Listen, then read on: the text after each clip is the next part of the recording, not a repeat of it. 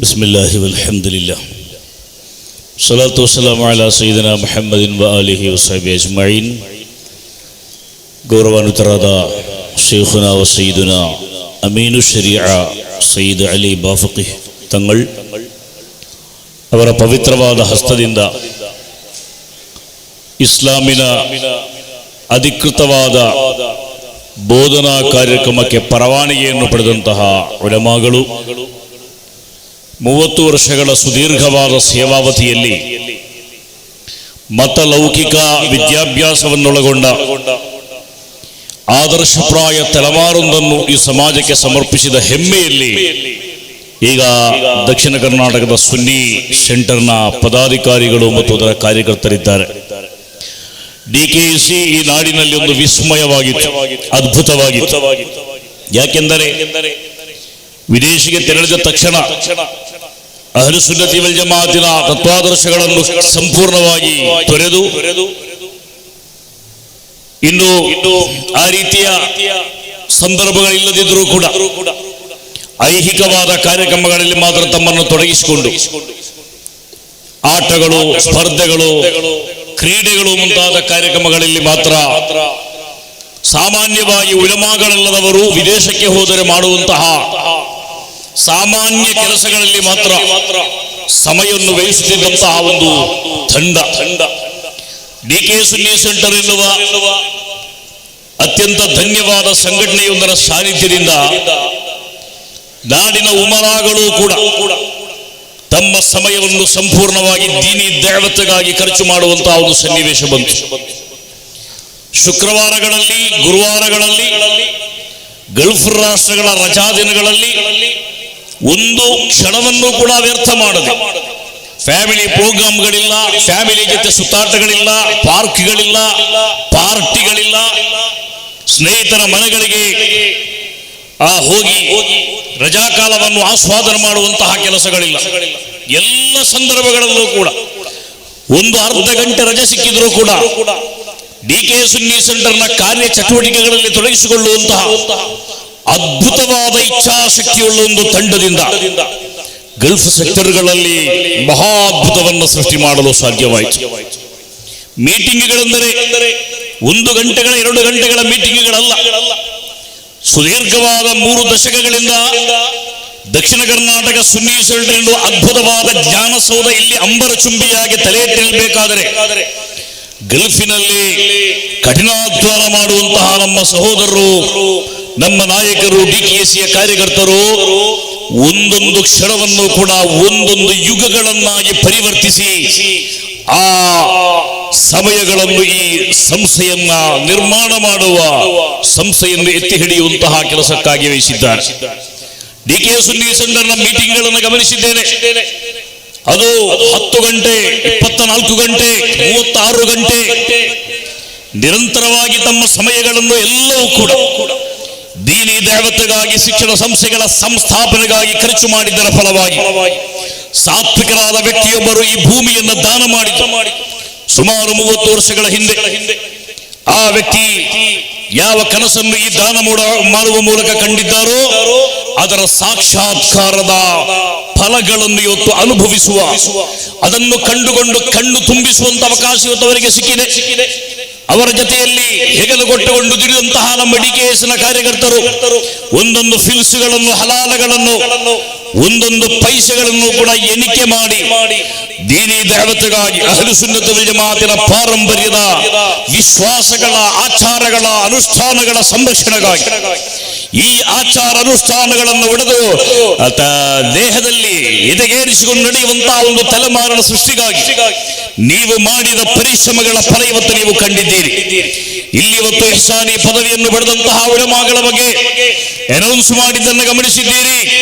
ಅವರು ಕೇವಲ ತಫ್ಸೀರು ಮಾತ್ರ ಕಲಿತದ್ದಲ್ಲ, ಹದೀಸ್ ಮಾತ್ರ ಕಲಿತದ್ದಲ್ಲ, ಧಾರ್ಮಿಕವಾದ ಶಿಕ್ಷಣವನ್ನು ಮಾತ್ರ ಕಲಿತದ್ದಲ್ಲ.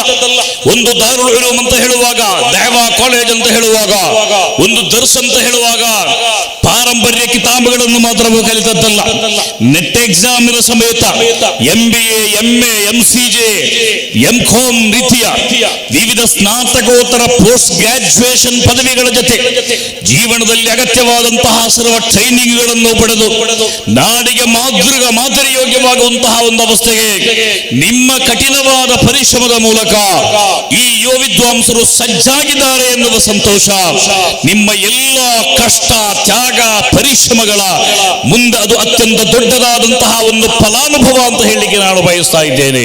ಸಹೋದರರೇ, ಪಾರಂಪರ್ಯದ ದರ್ಸ್ ಮುಹಮ್ಮದ್ ರಸೂಲುಲ್ಲಾಹಿ ಸಲ್ಲಲ್ಲಾಹು ಅಲೈಹಿ ವಸಲ್ಲಂ ಪವಿತ್ರವಾದ ಮದೀನಾದಲ್ಲಿ ಸುಫಾ ಅಹ್ಲು ಸುಫಕ್ಕಾಗಿ ಸ್ಥಾಪಿಸಿದ ಆ ಉನ್ನತವಾದ ಜಾಗದಲ್ಲಿ ಕುಳಿತುಕೊಂಡು ರಾತ್ರಿ ಹಗಲಿನದ ದೀನಿ ವಿದ್ಯಾರ್ಜನೆ ಮಾಡಿದಂತಹ ಸ್ವಹಾವತ್ ಆ ಉನ್ನತವಾದ ದರ್ಸ್ ನಮ್ಮ ಕೇರಳಕ್ಕೆ ಬಂತು.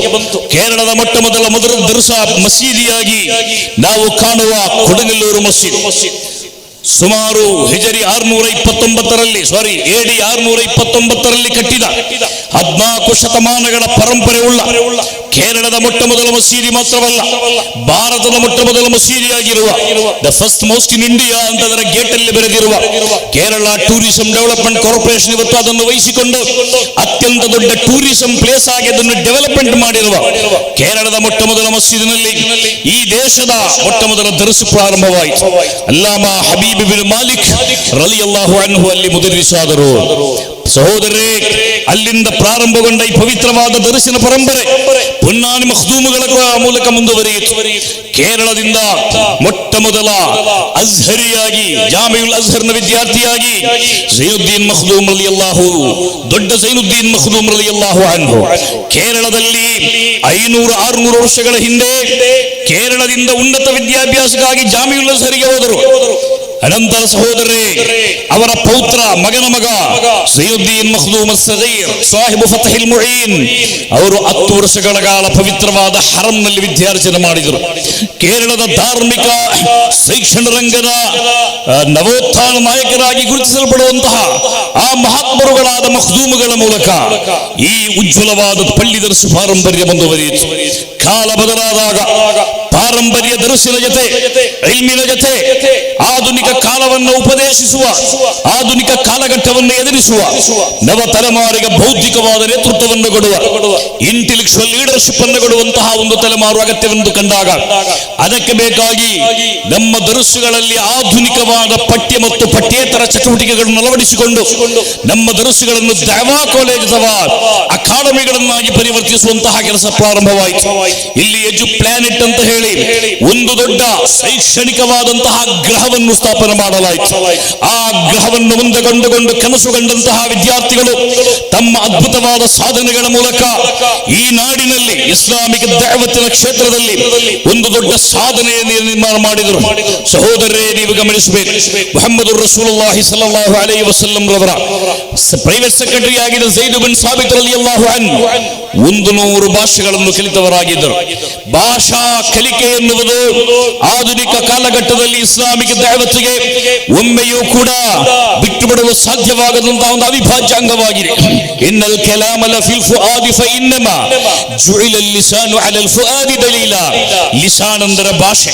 ನಮ್ಮ ಕಲ್ಬಲ್ಲಿರುವ, ಹೃದಯಗಳಲ್ಲಿರುವ ಥೀಮ್ಗಳನ್ನು, ಆಶಯಗಳನ್ನು ಹೊರ ಜಗತ್ತಿಗೆ ತಿಳಿಸಬೇಕಾದರೆ ಜುಇಲಲ್ ಲಿಸಾನು ಅಲಲ್ ಫುಆದಿ ದಲೀಲಾ, ಭಾಷೆಗಳನ್ನು ಹೃದಯಗಳ ಮೇಲೆ ಗೈಡ್ಗಳನ್ನಾಗಿ ಮಾಡಿದಾಗ ಮಾತ್ರ ನಿಮ್ಮ ಚಿಂತೆಗಳು, ನಿಮ್ಮ ಚಿಂತನೆಗಳು, ನಿಮ್ಮ ಯೋಚನೆಗಳು, ನಿಮ್ಮ ಆಲೋಚನೆಗಳು ಹೊರ ಜಗತ್ತಿಗೆ ತಲುಪಿಸಲು ಸಾಧ್ಯ. ಹುಜೂರ್ ಮುಹಮ್ಮದ್ ರಸೂಲುಲ್ಲಾಹಿ ಸಲ್ಲಲ್ಲಾಹು ಅಲೈಹಿ ವಸಲ್ಲಂ ಒಮ್ಮೆ ತನ್ನ ಪ್ರೀತಿಯ ಶಿಷ್ಯ, ತನ್ನ ಖಾದಿಮ್, ತನ್ನ ಸೆಕ್ರೆಟರಿ, ಕಾತಿಬುಲ್ ವಹಿ, ಸಾಹಿಬು ಸಿರ್ರಿ ರಸೂಲಿಲ್ಲಾಹ್ ಝೈದ್ ಬಿನ್ ಸಾಬಿತ್ ಅಲ್ಲಿ ಕೇಳಿದರು, ಅತುಹ್ಸಿನು ಸುರಿಯಾನಿಯ, ನಿನ್ಗೆ ಸುರಿಯಾನಿ ಭಾಷೆ ಗೊತ್ತಿದೆಯಾ ಅಂತ ಕೇಳಿದರು. ಆ ಸಂದರ್ಭದಲ್ಲಿ ಝೈದ್ ಬಿನ್ ಸಾಬಿತ್ ರಲಿಯಲ್ಲಾಹು ಅನ್ಹು ಹೇಳಿದರು, ಇಲ್ಲ, ನನಗೆ ಸುರಿಯಾನಿ ಭಾಷೆ ಗೊತ್ತಿಲ್ಲ. ಆಗ ಹುಜೂರ್ ಸಲ್ಲಲ್ಲಾಹು ಅಲೈಹಿ ವಸಲ್ಲಂ ಫತಅಲ್ಲಮ್ಹಾ, ನೀನು ಸುರಿಯಾನಿ ಭಾಷೆ ಕಲಿಯಬೇಕು ಅಂತ ಹೇಳಿದರು. ಇನ್ನೊಂದು ಸಂದರ್ಭದಲ್ಲಿ ಹುಜೂರ್ ಸಲ್ಲಲ್ಲಾಹು ಅಲೈಹಿ ವಸಲ್ಲಂ ಯಹೂದಿ ಭಾಷೆಯನ್ನು ಕಲಿಯುವಂತೆ ಪ್ರವಾದಿಗಳ ಪ್ರಿಯ ಶಿಷ್ಯ ಝೈದ್ ಬಿನ್ ಸಾಬಿತ್ ಅವರಿಗೆ ಆದೇಶವನ್ನು ಕೊಟ್ಟಿದ್ದರು. ಅವರಲ್ಲಿ ಕೇಳಿದರು, ನೀವು ಎಲ್ಲಿಂದ ಯಹೂದಿ ಭಾಷೆಯನ್ನು ಕಲಿಸಿರಿ?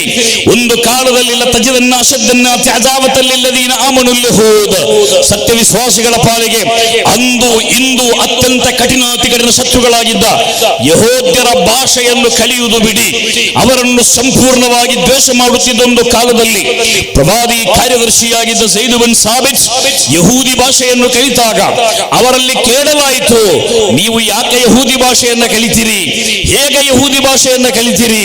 ಆಗ ಝೈದ್ ಬಿನ್ ಸಾಬಿತ್ನ ಉತ್ತರ, ಅಮರನಿ ರಸೂಲುಲ್ಲಾಹಿ ಸಲ್ಲಲ್ಲಾಹು ಅಲೈಹಿ ವಸಲ್ಲಂ ಅನ್ ಅತಅಲ್ಲಮ ಲಿಸಾನ ಯಹೂದ್ ಫಕಾಲ ಇನ್ನಿ ಲಾ ಆಮನು ಅಲಾ ಲಿಸಾನ ಯಹೂದ್. ನನಗೆ ಯಹೂದಿ ಭಾಷೆಯಿಂದ ಪತ್ರ ಬರುವಾಗ, ಯಹೂದಿಗಳೊಂದಿಗೆ ನಾನು ಕರೆಸ್ಪಾಂಡೆನ್ಸ್ ಮಾಡುವಾಗ ಅವರು ಕಲಿಸುವ ಪತ್ರಗಳನ್ನು ಓದಲು, ಅವರಿಗೆ ತಿರುಗಿ ಪತ್ರವನ್ನು ಬರೆಯಲು ಯಹೂದಿಗಳನ್ನು ಬಳಸುವುದು ಸುರಕ್ಷಿತವಾದ ಕ್ರಮವಲ್ಲ. ಫಇನ್ನಿ ಲಾ ಆಮನು, ಅದರಲ್ಲಿ ನನಗೆ ಸುರಕ್ಷಿತದ ಸೆಕ್ಯೂರಿಟಿ ಆದಂತಹ ಒಂದು ಭಾವ ಬರುವುದಿಲ್ಲ, ಭಯ ಇದೆ. ಆದ್ದರಿಂದ ನನ್ನ ಕಾರ್ಯದರ್ಶಿಯಾದ ನೀನು ಯಹೂದಿ ಭಾಷೆಯನ್ನು ಕಲಿಯಬೇಕು ಅಂತ ಪ್ರವಾದಿ ಸಲ್ಲಲ್ಲಾಹು ಅಲೈಹಿ ವಸಲ್ಲಂ ಕಲಿಸಿದರೆ ನಮ್ಮ ಚಿಂತನೆಗಳನ್ನು ಮತ್ತು ಆಲೋಚನೆಗಳನ್ನು, ವಿಶೇಷವಾಗಿ ಆಧುನಿಕ ಕಾಲಘಟ್ಟದ ದಾವದಲ್ಲಿ ನಮ್ಗೊತ್ತಿದೆ, ಈ ಜಗತ್ತಲ್ಲಿ ಅತ್ಯಂತ ದೊಡ್ಡ 2ನೇ ಪಾಪ್ಯುಲೇಷನ್ ಮುಸಲ್ಮಾನರಾಗಿದ್ದರೆ ನಮ್ಮ ಧರ್ಮ ಇವತ್ತು ಎಲ್ಲೂ ತಲುಪದಂತಹ ಪರಿಸ್ಥಿತಿ ಇದೆ.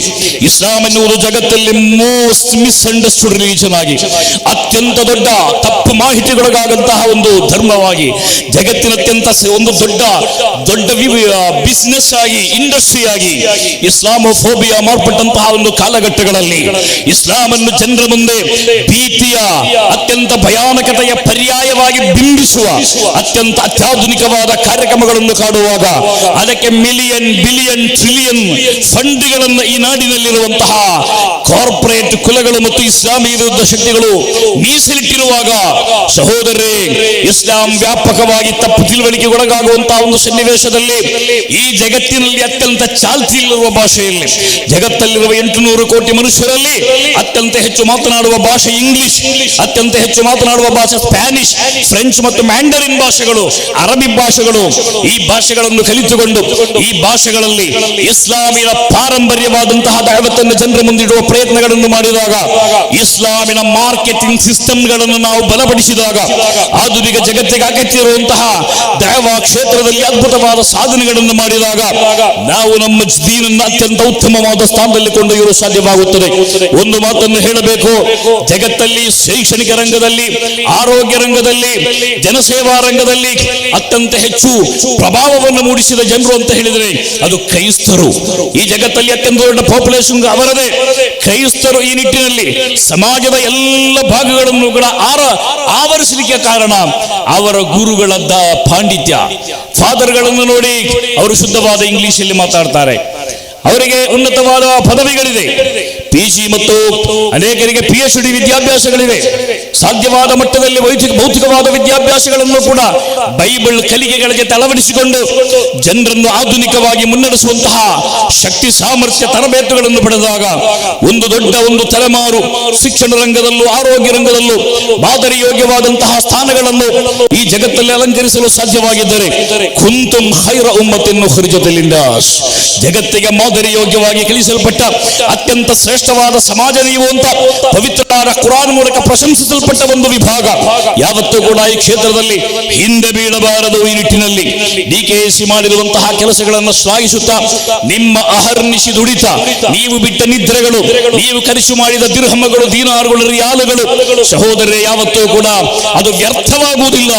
ನಿಮ್ಮ ಪರಿಶ್ರಮಗಳು ನಿಮ್ಮ ಮರಣದ ನಂತರ ತಲೆಮಾರುಗಳಲ್ಲಿ ನಿಮ್ಮ ದುನಿಯಾ ಮತ್ತು ಆಖಿರವನ್ನು ಬೆಳಗಿಸುವಂತಹ ಅತ್ಯಂತ ಶ್ರೇಷ್ಠವಾದ ದ್ರವ್ಯವಾಗಿ ಅದು ಎಲ್ಲಾ ಕಾಲಗಳಲ್ಲೂ ಕೂಡ ಚಾಲ್ತಿಯಲ್ಲಿರುತ್ತದೆ ಎನ್ನುವ ಮಾತನ್ನು ನಿಮ್ಮ ಮುಂದೆ ಹೇಳುತ್ತಾ, ಈ ಪವಿತ್ರವಾದ ಕಾರ್ಯಕ್ರಮಕ್ಕಾಗಿ ದುಡಿದಂತಹ ಸೈಯದ್ನಾ ಕುಂಬೋಲ್ ತಂಗಳ್, ಆ ಕುಂಬೋಲ್ ತಂಗಳವರ ಮಹನೀಯ ನೇತೃತ್ವ, ಅವರ ಅಭಾವದಲ್ಲಿ ಇವತ್ತು ಅವರ ಅಳಿಯ ಮಗಳ ಗಂಡ ಸಯ್ಯದ್ ತ್ವಾಹಾ ತಂಗಳ್ ಬಾಫಕಿ ಸಕಾಫಿ ಶೇಖುನಾ ತಾಜುಶ್ಶರಿ ಅಲಿ ಕುಂಜ್ ಉಸ್ತಾದರ ದರ್ಸ್ನಲ್ಲಿ ನಾವು ಒಟ್ಟಿಗೆ ಕಲಿಯುತ್ತಾ ಇದ್ದೆವು.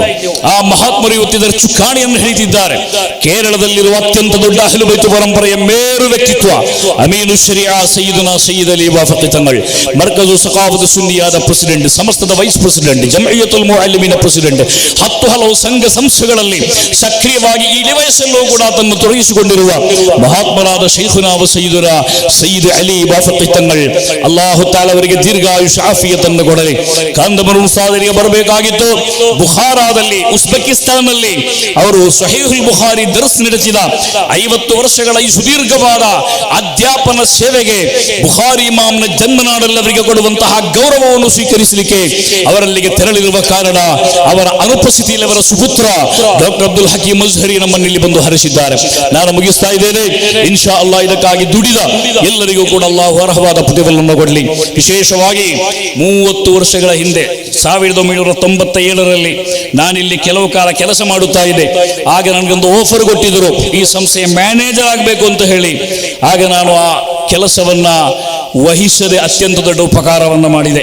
ಯಾಕೆಂದ್ರೆ ನಾನು ಅವತ್ತು ಮ್ಯಾನೇಜರ್ ಆಗಿ ವಹಿಸಿಕೊಂಡಿದ್ದರೆ ಮುಸ್ತಫಾ ಸಾದಿ ಎನ್ನುವ ಈ ಚುರುಚುರುಕಿನ, ಅತ್ಯುತ್ಸಾಹದ, ಕರ್ಮಶೀಲನಾದ, ಸುಮುಖನಾದ, ಅತ್ಯಂತ ಕ್ರಿಯಾಶೀಲ ವ್ಯಕ್ತಿತ್ವ ಒಬ್ಬ ಮ್ಯಾನೇಜರ್ ಸುನ್ನಿ ಸೆಂಟರ್ಗೆ ನಷ್ಟವಾಗುತ್ತಾ ಇತ್ತು ಅಂತ ಹೇಳಿ ಅವತ್ತು ನಾನು ಮ್ಯಾನೇಜರ್ ಪೋಸ್ಟ್ ಒಪ್ಪದ್ದು ಇವತ್ತು ಸಾರ್ಥಕವಾಯಿತು ಅಂತ ಈ ಸಂದರ್ಭದಲ್ಲಿ ಭಾವಿಸುತ್ತಾ, ಈ ಪವಿತ್ರವಾದ ಕಾರ್ಯಕ್ರಮದ ಸಂಘಟಕರಿಗೆ, ಪದಾಧಿಕಾರಿಗಳಿಗೆ, ದೇಶ ವಿದೇಶಗಳಲ್ಲಿ ದುಡಿಯುವಂತಹ ಎಲ್ಲ ನಾಯಕರಿಗೆ, DKC ಎಲ್ಲ ಕಾರ್ಯಕರ್ತರಿಗೆ, ಇಲ್ಲಿನ ವಿದ್ಯಾರ್ಥಿಗಳಿಗೆ, ಸಿಬ್ಬಂದಿಗಳಿಗೆ ಅಲ್ಲಾಹು ವರ್ಧಿತವಾದ ಪುಣ್ಯವನ್ನು ಕೊಡಲಿ ಅಂತ ದುಆ ಮಾಡುತ್ತಾ, ನನ್ನ ಪ್ರೀತಿಯ ಸುನ್ನಿ ಯುವಜನ ಸಂಘ, Sunni student federation, Karnataka cultural foundation, Karnataka Muslim Jamaat ಎಲ್ಲ ಕಾರ್ಯಕರ್ತರೊಂದಿಗೆ ನನ್ನ ಮನವಿ ಏನೆಂದರೆ, ದಕ್ಷಿಣ ಕನ್ನಡದ ಅಭಿಮಾನದ ಸಂಸ್ಥೆಯಾದ DKC ಯನ್ನು, ಮೂಳೂರು ಮರ್ಕಸನ್ನು ಮತ್ತು ಅನುಬಂಧ ಸಂಸ್ಥೆಗಳನ್ನು ಎಲ್ಲ ರೀತಿಯಲ್ಲೂ ಬೆಳೆಸಲು, ಅದಕ್ಕೆ ಎಲ್ಲ ಅರ್ಥದಲ್ಲೂ ಕೂಡ ಬೆಂಬಲ ಕೊಡಲು ನೀವೆಲ್ಲರೂ ಪ್ರಯತ್ನ ಮಾಡಬೇಕು ಅಂತ ಈ ಸಂದರ್ಭದಲ್ಲಿ ಹೇಳುತ್ತಾ, ಎಲ್ಲ ರೀತಿಯ ಶುಭಾಶಯಗಳನ್ನು ಮತ್ತೊಮ್ಮೆ ಸಲ್ಲಿಸುತ್ತಾ ಮಾತಿಗೆ ವಿರಾಮ. ಅಸ್ಸಲಾಮು ಅಲೈಕುಂ ವರಹಮತುಲ್ಲಾಹ್.